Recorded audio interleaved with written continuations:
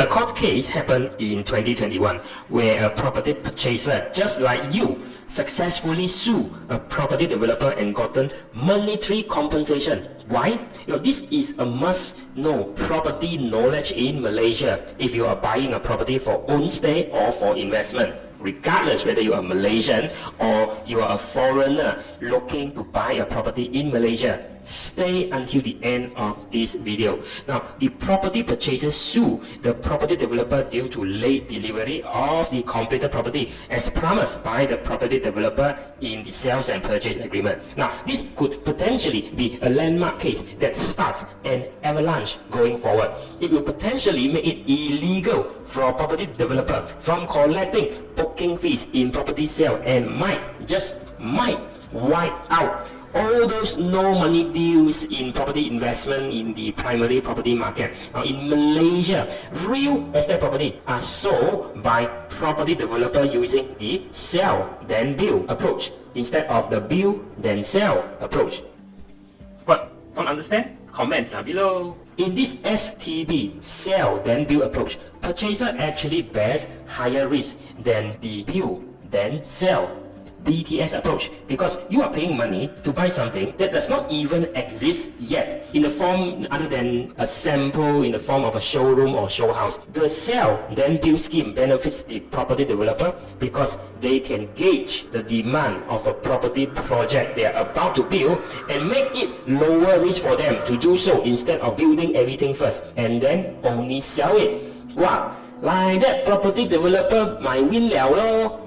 It's like when you want to start an e-commerce business going online and just because you like to wear these see-through boxes because you and your partner like to do the 50 shades of grey in the bedroom and you thought every Malaysian man also like that. So you bought 10,000 stocks from China supplier, put into Lazada, Shopee. 1 month only can sell 10 pieces. Then 1 year can sell 100 pieces only. How long I ask you, you're going to make profit or even break even? Tang kuku you wait until cows come home, correct or not? Then that's why you got property project terbengkalai one. Like this example in the upper right hand corner. Don't forget to watch it if you do not want to be stuck and lose money in property buying or property investing.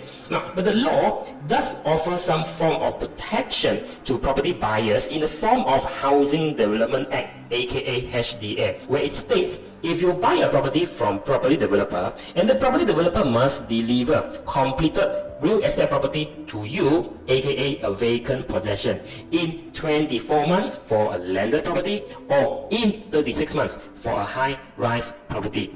If not, a property developer needs to pay you late payment, which is known legally as liquidated ascertained damages or LAD. But the HDA states this 24 or 36 months is counted from the date of signing the sales and purchase agreement of your property purchase. By the way, the Housing Development Act HDA only applies to residential property, service apartment, small office, home office only.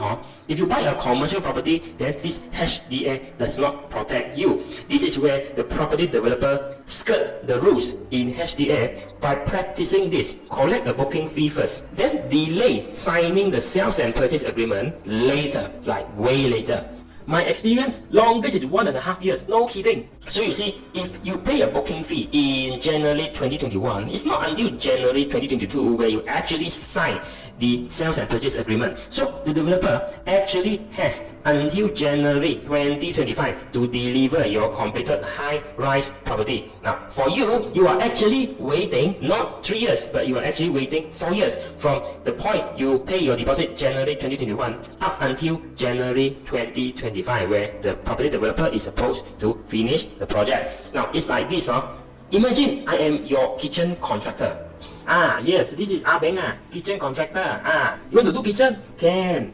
How long? 1 month. Very fast one, 1 month. Okay. Can you pay 50% deposit now? Then we can start in June and then I finish in July. 1 month but now, now January you pay now here deposit first and then in June 6 months later we start. Then I finish in July. Okay, whoa. Not okay, meh?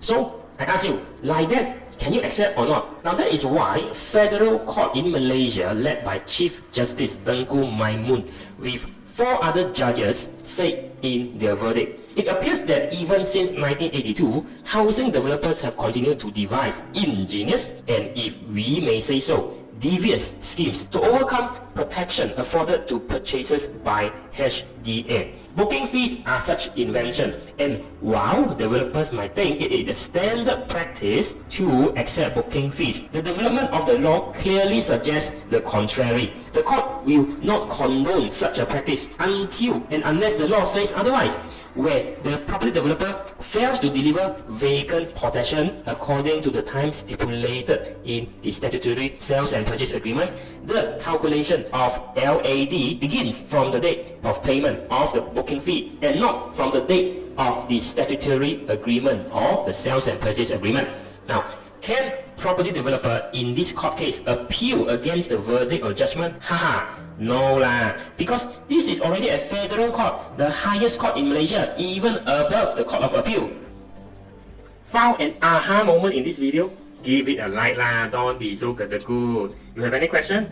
Comments below. Now, if a property developer still want to collect booking fee, then what is going to happen? Take a guess below. Come, huh? Comments below. And how do you think this will affect you or everyone else as a property buyer or even property investor? Will the tactics or strategy that you have learned from your property gurus still work given this landmark change where booking fee can potentially be banned or outlawed? More property knowledge video coming up next after this. So don't go away.